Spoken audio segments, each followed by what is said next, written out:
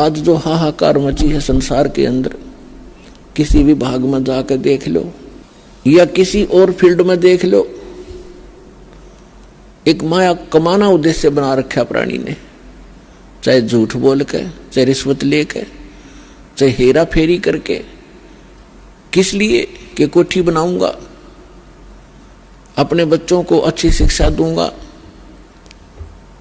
उनके लिए car खरीदूंगा, bank balance बनाऊंगा। पुण्यात्माओं, या भूल पड़ गई, हम भूल गए विधान को परमात्मा के। मासा घटे न तिल बधे, बिदना लिखे जो लेखे, सच्चा सतगुरु मेट करवाई ऊपर मारे मेख। जब तक हम परम संत की शरण में परमेश्वर की रजा ग्रहण नहीं करते, तब तक हम केवल अपना किया कर्म ही प्राप्त करते हैं।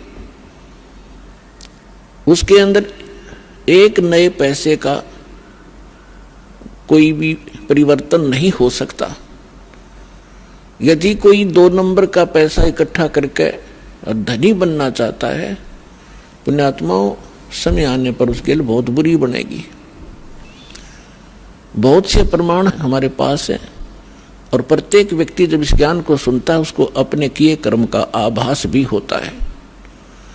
और जब उसको पता चलेगा कि सचमुच ये कर्म ठीक नहीं है तो वो त्याग भी देगा। जब तक उसको ये पता ही नहीं लगेगा कि मैं जो कर्म कर रहा हूं ये सचमुच बुरा है, क्योंकि हम जिस क्षेत्र में रहते हैं वहां सभी वही क्रियाएं कर रहे होते हैं, तो हम निश्चिंत हो जाते हैं, सभी कर रहे हैं, नो प्रॉब्लम। लेकिन भाई अपराधों से लाख कर लियो, सबको प्रॉब्लम होगी। तो जैसे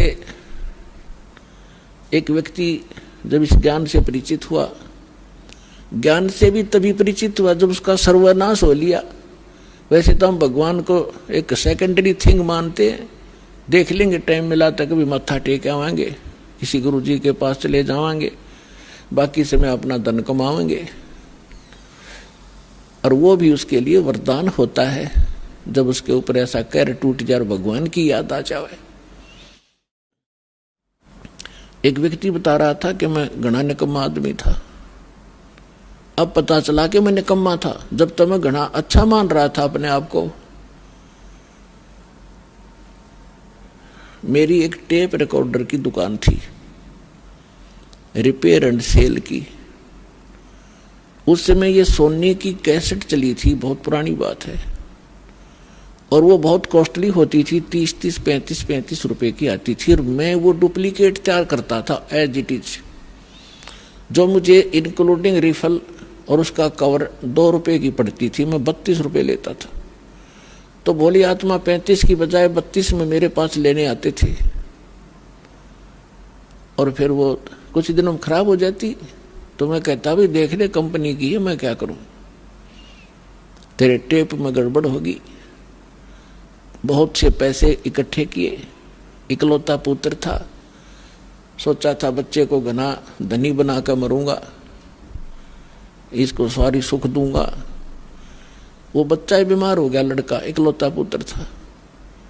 आसपास के डॉक्टरों को दिखाया, इलाज शुरू हो गया। इसके पैरेलल झाड़े झपटने वालों के पास भी, और अपनी जो पूर्व पूजा करते थे उनके परंपरागत पूजाएं थी, वहां भी सब क्रियाएं करवाई। ऑल इन वेन, सब असफल रही, और पैसा बाढ़ की तरह भुन रहा था। फिर बच्चा बहुत कमजोर हो गया। 1 वर्ष लगभग ट्रीटमेंट ऐसे ही चलता रहा।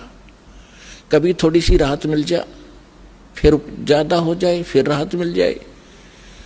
जो मैंने पैसा कमाया था वो सारा का सारा जा रहा था, लेकिन मेरी समझ में नहीं आ रहा था। अब फिर कमा लूंगा, एक बार बेटा ठीक हो जाओ। फिर क्या पता चला कि उसके दोनों किडनी फेल होगी। ऑल इंडिया इंस्टीट्यूट दिल्ली ले गया। उन्होंने बताया कि अति शीघ्र ट्रांसप्लांट कराओ, नहीं तो बच्चा नहीं बचेगा।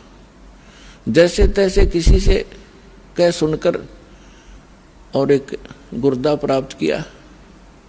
कोई सब इच्छा से दान करने वाला मिल गया। फिर भी उसके खर्चा बहुत हुआ, यानी उस समय 3.5 लाख रुपए मेरे उस गुर्दा के बदले बदलाने में लग गए। और पहले और खर्च हो लिया गना। जो मेरे पास धन था, वो मकान था, वो सब बेच दिया, किराए पर रहने लग गया। अब बेटा ठीक हो जाए, फिर कमा लूंगा। तो कहने का भाव ये है कि लड़का स्वस्थ हो गया, गुर्दे सफल हो गया गुर्दा उसका। फिर गांव में एक प्लाट था, वो बेचकर शहर में छोटा सा मकान भी बना लिया। बच्चे के विवाह की तैयारी थी, अच्छी शिक्षा ग्रहण करवाई थी उसको, और अच्छी नौकरी की अपॉइंटमेंट भी उसकी हो गई थी। विवाह की तैयारी कर रहे थे, खूब सारी धूमधाम से कार्य किए जा रहे थे। वो लड़का